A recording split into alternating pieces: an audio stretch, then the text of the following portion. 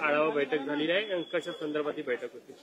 आम्ही केंद्र सरकारला विनंती केली होती. मी स्वतः माननीय देशाचे पंतप्रधान मोदीजी यांना विनंती केली होती की कुंभमेळ्याच्या निमित्ताने जे काही रोड नेटवर्क आपल्याला तयार करायचं आहे त्याच्यामध्ये राष्ट्रीय महामार्ग असतील किंवा इतर महत्वाचे मार्ग असतील याकरता केंद्र सरकारने पुढाकार घ्यावा आणि त्या दृष्टीने माननीय गडकरी साहेबांनी आज त्या पत्रावर बैठक घेतली.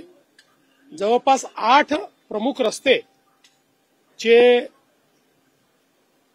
म्हणजे संभाजीनगरकडनं नाशिकला येणारे रस्ते असतील, नागपूरकडनं येणारे रस्ते असतील, धुळ्याकडनं येणारे रस्ते असतील, इकडे गुजरातकडनं येणारे रस्ते असतील, मुंबईकडनं येणारे रस्ते असतील, पारघरकडनं येणारे रस्ते असतील, असे सगळे जे रस्ते आहेत की ज्याचा जास्तीत जास्त उपयोग हा कुंभच्या काळामध्ये होणार आहे आणि प्लस काही अंतर्गत रस्ते देखील राष्ट्रीय महामार्गाकडे आहेत, अशा सगळ्या रस्त्यांच्या विकासाच्या संदर्भात आज ही बैठक झालेली आहे आणि माननीय गडकरी साहेबांनी जवळपास या सगळ्या रस्त्यांना तत्वतः आज मान्यता दिलेली आहे.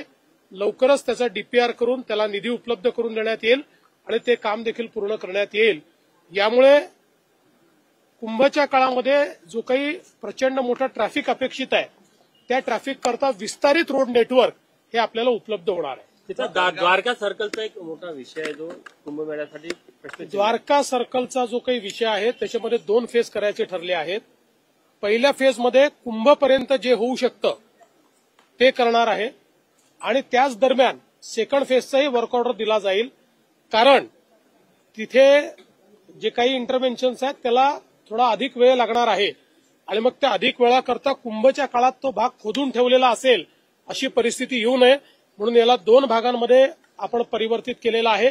एक भाग हा कुंभपर्यंत करण्यात येईल आणि दुसऱ्या भागाचं काम कुंभ नंतर सुरू करण्यात येईल.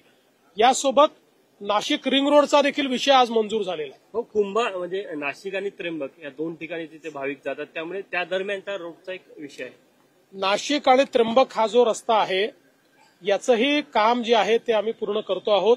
विशेषतः काही ठिकाणी आता आपण 6 लेनचा रोड करतो आणि पलीकडे 4 लेनचाच रोड होता तोही 6 लेनचा करण्याची आता गडकरी साहेबांनी मान्यता दिली. जळगाव सुद्धा समृद्धीला जोडून मुंबईपर्यंतचा मार्ग नाही, आता त्या संदर्भातही काही निर्णय झालेले आहेत. मोठ्या प्रमाणात हे रोड नेटवर्क आता तयार करतोय. आज जो 2027 में नासिक और त्र्यंबकेश्वर में महाकुंभ होने वाला है उसके रास्तों का नेटवर्क तैयार हो, इस दृष्टि से मैंने राष्ट्रीय महामार्ग बनाने के लिए प्रधानमंत्री जी को चिट्ठी लिखी थी और आज उसी के चलते हमारे देश के जो रास्तों के मंत्री हैं आदरणीय नितिन गडकरी जी, इन्होंने नागपुर में बैठक ली और इस बैठक में 8-9 रास्तों की हमने मांग की थी, वो सारे रास्ते उन्होंने मंजूर किए हैं, जिसमें रिंग रोड भी है, त्र्यंबकेश्वर को जाने वाला रास्ता भी है और 6 तरफ से नासिक की ओर रास्ते आते हैं. ये 6 तरफ से आने वाले सारे रास्तों को उसका वाइडनिंग करना, उसका स्ट्रेंथनिंग करना, उसको अच्छी तरीके से मोटरेबल बनाना, ये सारी चीजों को मान्यता उन्होंने दी है. नागपूरच्या विविध प्रकल्पांचा आढावा आम्ही घेतलेला आहे. विशेषतः जो जायका फंडेड नाग नदीचा प्रोजेक्ट आहे ज्याच्यातनं एसटीपी आपल्याला तयार करायचे आहेत, त्याच्या जागांचा विषय असेल, इथल्या अंडरग्राऊंड ज्या 20 वाहिन्या करायच्या आहेत त्याचा विषय असेल, इथे आपल्याला जे खासगी बसेस आहेत त्यांच्याकरता बाहेर जी वाहनतळं करायची आहेत ते विषय असतील, अशा अनेक विषयांच्या संदर्भात बैठक घेऊन निर्णय केले. वारी संदर्भामध्ये अबू आझमी यांनी एक वादग्रस्त वक्तव्य केलं की हिंदूंचे सण असतात तेव्हा रस्त्यावर गर्दी झाली, त्याला मुसलमान विरोध करत नाही पण मुसलमानांच्या नमाजला मात्र विरोध केला जातो, तक्रारी दिल्या. मला असं वाटतं की अबू आझमी यांना वादग्रस्त विधानं करण्याचा शौक आहे, कारण त्यांना असं वाटतं की वादग्रस्त विधानं केलं की प्रसिद्धी जास्त मिळते, त्यामुळे मी त्यांना प्रसिद्धीच्या लायक समजत नाही, म्हणून असल्या फालतू गोष्टीला मी उत्तर देणार नाही. राहुल गांधी ने मेक इन इंडिया पे सवाल उठाया है कि हम सिर्फ असेंबल करते और चीन कमाता है. राहुल गांधी जी को न मेक इन इंडिया मालूम है, न हमारे देश में क्या बनता है ये मालूम है.